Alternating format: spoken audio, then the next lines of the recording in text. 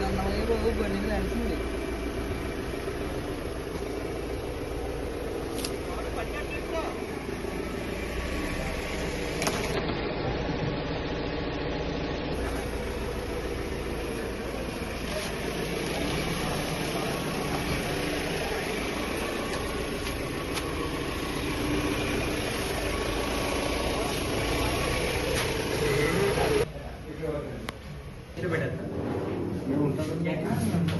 ఎక్కడైతే 200 feet నాకు gap దొరికిందో ఆ గ్యాప్ లో మనం అరేంజ్ చేసుకోవచ్చు.